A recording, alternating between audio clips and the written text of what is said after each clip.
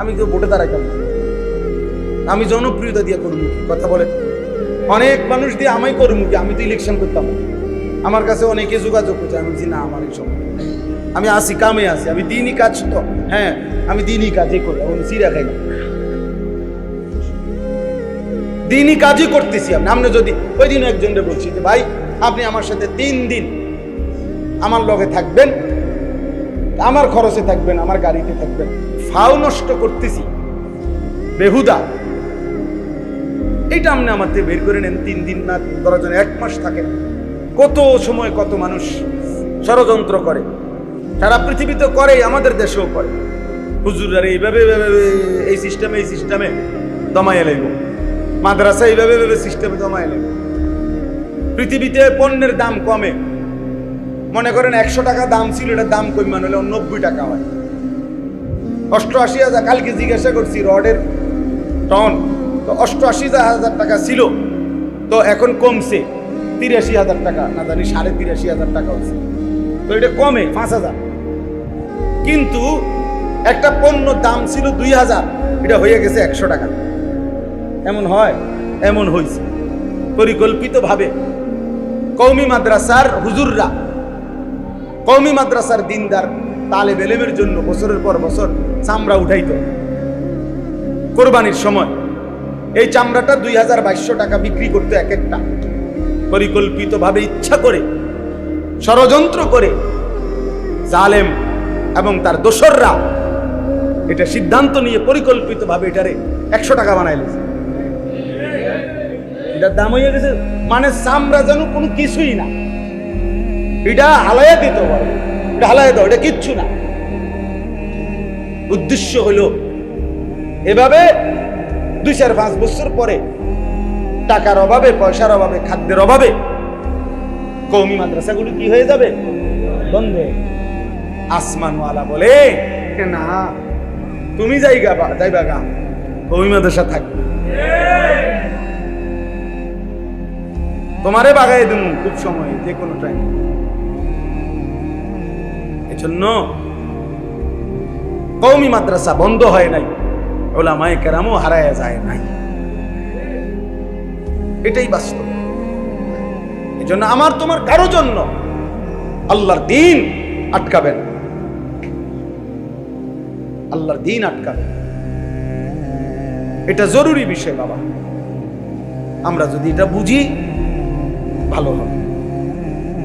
একজন ছেলেই বুঝছেন, একজন বাবাই বুঝছেন, তাহলে অতএব এটা বলতেছিলাম, আল্লাহ তাআলা বলেন আমরা মুমিন, এই ইমানদার, আল্লাহ বলেন তোমার জীবনের সব কিছু আমি আল্লাহ ঠিক করে দিছি। ইন্না হাদাইনাহুস সাবিলা, চলার পথ, জীবনের গতি আমি আল্লাহ তাআলা নির্ধারণ করে দিয়েছি। সাবিল মানে রাস্তা, আমি বলে দিয়েছি রাস্তা, আলো কোনটা, অন্ধকার কোনটা। ওটাও মোবাইলের ছবি, মোবাইলের ছবি ব্যাটকায় বেউকুফে, ওটা হাসে, তো নিজেই ছবি উঠাইতেছে, আবার নিজে হাসে, আবার মাথার টুপিও আছে। অপদার্থ কাহাকে বলে?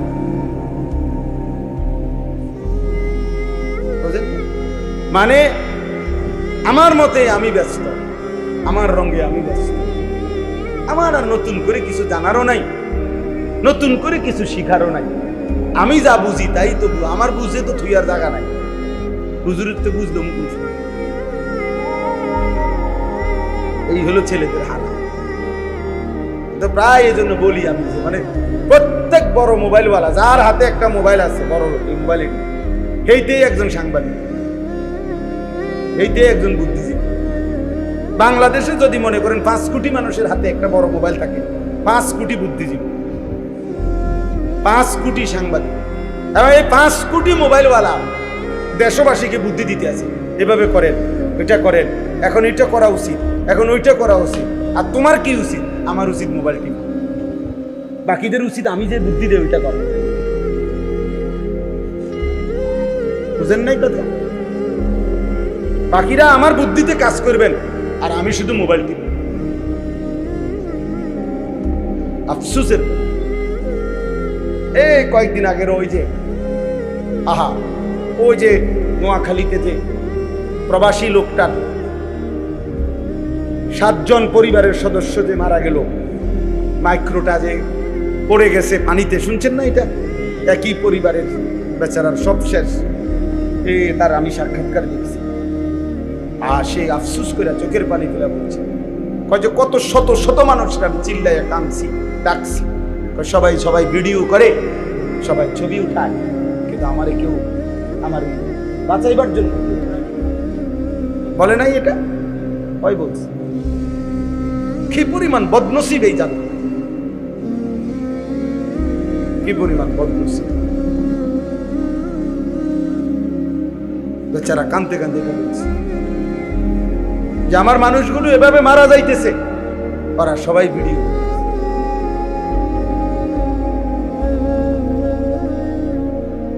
আল্লাহ আমাদেরকে হেফাজত করুন। মাইলস্টোনের খবরের সময় আসছে না যে আপনার পানির বোতলের দাম দিয়ে হয়েছে 600 টাকা। কত বড় জালেম, কত বড় নিকৃষ্ট জানোয়ার, মানুষরূপী জানোয়ার,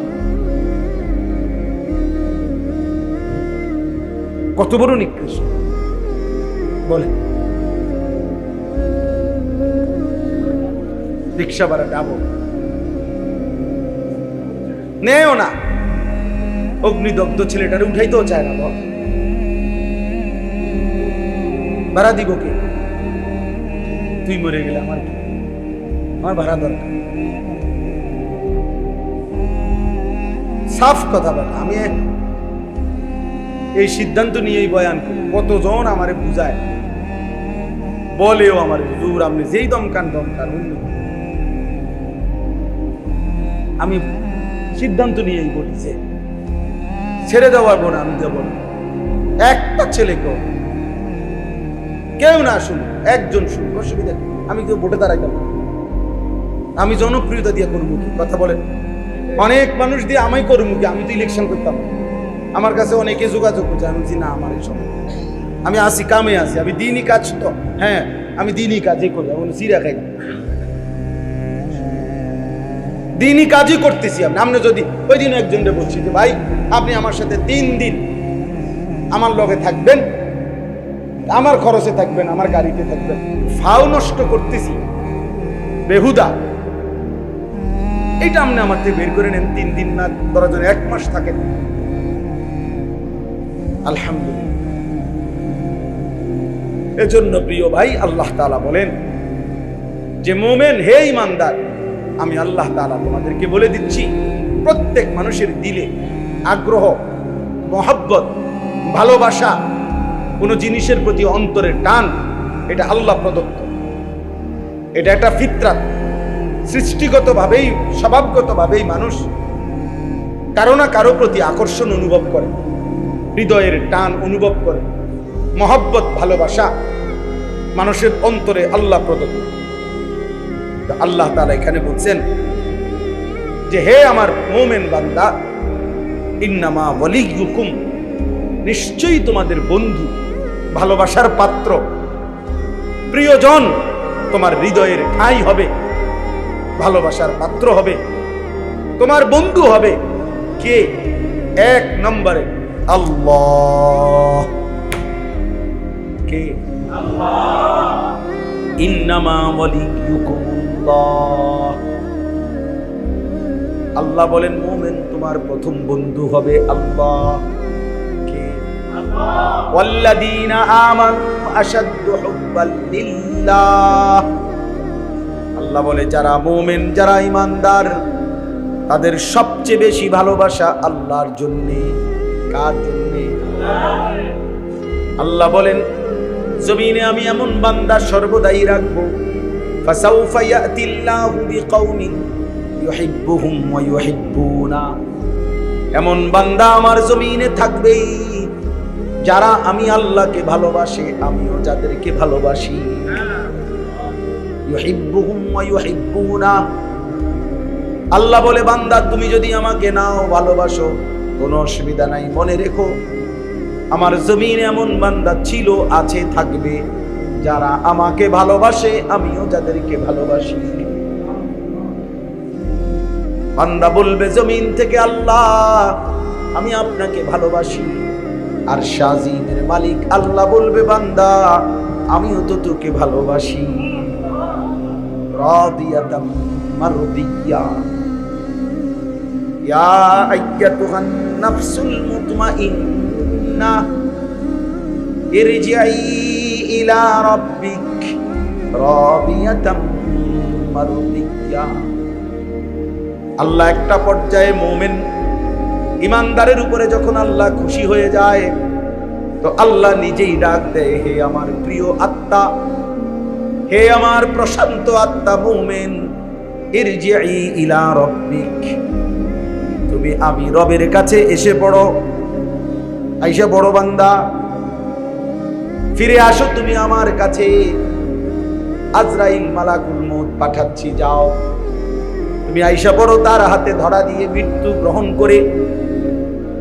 তো বান্দা যেন মুমিন প্রিয় বান্দা যেন বলে, আল্লাহ আমি কি আপনার কাছে তাহলে চলেই যাব, দুনিয়াতে বুঝি আর থাকবো না? আল্লাহ বলে, রাদিয়াতাম মারদিয়া, কেন থাকবা? আমিও তো তোমার উপরে রাজি, তুমিও তো আমার উপরে রাজি, আর থাকবা কেন? এসেই পড়ো, মাকসাদ তো অর্জন হয়েই গেছে। তুমি আমার ভালোবাসা চেয়েছিলে, আমিও তো তোমার ভালোবাসা চেয়েছিলাম, ভালোবাসার হক তো আদায় হয়ে গেছে। রাদিয়াতাম মারদিয়া, हम यहाँ से तुम वहाँ से, दोनों जानिब से इशारा हुआ। আমি এখান থেকে, তিনি ওইখান থেকে, দুই দিক থেকেই ইশারা হয়েছে, দুইজন দুইজনকে ভালোবাসে। আমার শায়েখ আল্লামা মুফতি মুশতাকুন নবী কাসিম হুজুর বলে, একটা পর্যায়ে যেন এমন হয় আল্লাহ যেন বলে, বান্দা তুমি আর আমি, আমি আর তুমি, তুমি আর আমি, আমি আর তুমি। এজন্য আল্লাহর প্রিয় বান্দারা যখন জীবন দিতেন, জিহাদে শাহাদাত বরণ করতেন, তো সাহাবায়ে কেরামের অসংখ্য ঘটনা এমন আছে, যখন সাহাবায়ে কেরাম যুদ্ধের ময়দানে শাহাদাত বরণ করতেন, রক্তে লাল, শরীরে তীর বর্ষা বল্লমের আঘাতে যখন শরীর ঝাঁঝরা রক্তে যখন লাল হয়ে গেছে, তো নিঃশ্বাস যাওয়ার মুহূর্তে চিৎকার দিয়ে বলতেন, ফুস্তু ওয়া রাব্বিল কাবা, কাবার রবের কসম আমি কামিয়াব, সফল হয়ে গেলাম। আজ বন্ধুর সান্নিধ্য পেয়ে গেল। নিকল যায় দম তেরে কদমোं के नीचे, यही दिल की हसरत, यही दिल की आरज़ू है। প্রিয় বান্দা বলে, মাওলা আপনার কদমের নিচে আমার জীবন দিয়ে দিলাম। এটাই তো জীবনের তামান্না ছিল, এটাই তো দিলের আশা ছিল, এটাই তো দিলের আরজু ছিল, যে আপনার কদমের নিচে জীবন দিয়ে দেব। ইন্নামা ওয়ালিয়ুকুমুল্লাহ, আল্লাহ বলে তোমাদের বন্ধু হবে আল্লাহকে। আল্লাহু ওয়ালিয়ুল্লাযীনা আমানু, আল্লাহ বলে যারাই মুমিন তাদের বন্ধু হলেন আল্লাহকে। ইন আউলিয়াউহু ইল্লাল মুত্তাকুন, আল্লাহ বলেন আল্লাহর বন্ধু কেবলই মুত্তাকি যারা, তারা। তাইলে মুত্তাকির বন্ধু আল্লাহ, আল্লাহর বন্ধু মুত্তাকি। কত আয়াত আছে কোরআনে, আল্লাহ বলছে ইন্নাল্লাহা ইউহিব্বুত তাওয়াবিন ওয়া ইউহিব্বুল মুতাতাহহিরিন, আল্লাহ বলেন আমি তওবাকারীকে ভালোবাসি, আল্লাহ তাআলা বলেন আমি পবিত্রতা অর্জনকারীকে ভালোবাসি। আল্লাহ নবী বলছেন হাদিসে কুদসিতে, ওয়াজাবাত মাহাব্বাতি, আল্লাহ বলেন আমার ভালোবাসা তার জন্য ওয়াজিব হয়ে যায়, লিল মুতাহাব্বিনা ফিয়া, যে দুই বান্দা আমি আল্লাহর সন্তুষ্টির জন্য একে অপরকে ভালোবাসে, তাকে ভালোবাসা তাদের দুইজনকে আমার জন্য ওয়াজিব হয়ে যায়, আমিও তাদেরকে ভালোবাসি। ফাত্তাবিউনি ইউহিব্বুকুমুল্লাহ, আল্লাহ বলে আমার বন্ধুর একটা সুন্নাত যে অনুসরণ করে, আমি আল্লাহ তাকে ভালোবাসতে থাকি। সে মিসওয়াক করছে, আমি তাকে ভালোবাসতে থাকি। সে দস্তরখান বিছায় খাচ্ছে, আমি আল্লাহ তাকে ভালোবাসি। সে দাড়ি রাখতেছে, আমি আল্লাহ তাকে ভালোবাসি। তার স্ত্রী পর্দা করে, আমি তাকে ভালোবাসি। সে হালাল পথে চলতে থাকে, আমি তাকে ভালোবাসি, কারণ সে তো আমার বন্ধুর সুন্নাত একটা একটা করে অনুসরণ করে। ফাত্তাবিউনি ইউহিব্বুকুমুল্লাহ। আল্লাহ আমাকেই তৌফিক দান করে। ভাবছিলাম অল্প একটু বয়ান করুন, এখন থেকে মনে হইতেছে আমার কাছে গরম কমে গেছে। আমার কাছে ওইটা আমার কাছে এটা গরম লাগছে, এখন কমে লাগছে। আলহামদুলিল্লাহ, আলহামদুলিল্লাহ। আয় কারীম। তাহলে এজন্য আজকে নওজোয়ান, তোমরা যদি এটা বুঝতাম কত না ভালো হতো, কত না ভালো। 2 নাম্বার, আল্লাহ বলেন ওয়া রাসূলুহু, দ্বিতীয় ভালোবাসা মুমিনের রাসূলুল্লাহ। মুমিনের প্রথম ভালোবাসা কার জন্য? আল্লাহ। দ্বিতীয় ভালোবাসা কার জন্য? রাসূলুল্লাহ সাল্লাল্লাহু আলাইহি ওয়াসাল্লাম। লা ইউমিনু আহাদুকুম হাত্তা আকুনা আহাব্বা ইলাইহি মিন ওয়ালিদিহি ওয়া ওয়ালাদিহি ওয়ান নাসি আজমাইন। নবী সাল্লাল্লাহু আলাইহি ওয়াসাল্লাম বলেন, তোমাদের পিতামাতা সন্তানাদি পৃথিবীর সব মানুষের চাইতে যদি আমাকে ভালো না বাসো, পরিপূর্ণ মুমিন হইতে পারবে। হযরত ওমর রাদিয়াল্লাহু তাআলা আনহু বলেন, ইয়া রাসূলুল্লাহ, আমি সব কিছুর চাইতে আপনাকে ভালোবাসি, শুধু আমার জীবনটা নয়। ইল্লা মিন নাফসি, জানের চাইতে বেশি ভালোবাসি, বাকি সব কিছু চাই। নবীজি বলেন, লা লা ইয়া না না ওমর, পূর্ণ মুমিন হও না। ফাওয়াল্লাযী নাফসি বিয়াদিহি হাত্তা আকুনা আহাব্বা ইলাইকা মিন নাফসিক। আল্লাহর শপথ, যার হাতে আমি রাসূলের জীবন, যতক্ষণ না তোমার জানের চাইতে আমি বেশি মহব্বতের না হব, পরিপূর্ণ মুমিন হতে পারবে। তখন হযরত ওমর বলেন, ফাওয়াল্লাহ লা আনতা আহাব্বু ইলাইয়া মিন কুল্লি শাইইন হাত্তা মিন নাফসি। তাহলে এখনই ঘোষণা করলাম নবী, আল্লাহর কসম, আপনি আমার সবকিছুর চাইতেই বেশি প্রিয়, জানের চাইতে বেশি। আপনি বলেন এখন জান দিয়ে দেব। আল্লাহ আল আনা ইয়া, ঠিক আছে ওমর, ওকে। এখন কি হলে? ইন্নামা ওয়ালিয়ুকুমুল্লাহ ওয়া রাসূলুহু। আল্লাহর পরে ভালোবাসা কার জন্য?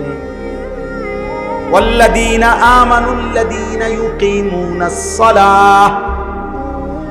প্রিয় ভাই শোনেন, ছেলে শোনো, আল্লাহ বলে 3 নম্বরে ভালোবাসা হলো ওই সমস্ত মুমিনের প্রতি, ওই মুমিনের সাথে আল্লাযীনা ইউকিমুনাস সালাহ, যারা 5 ওয়াক্ত নামাজ আদায় করে।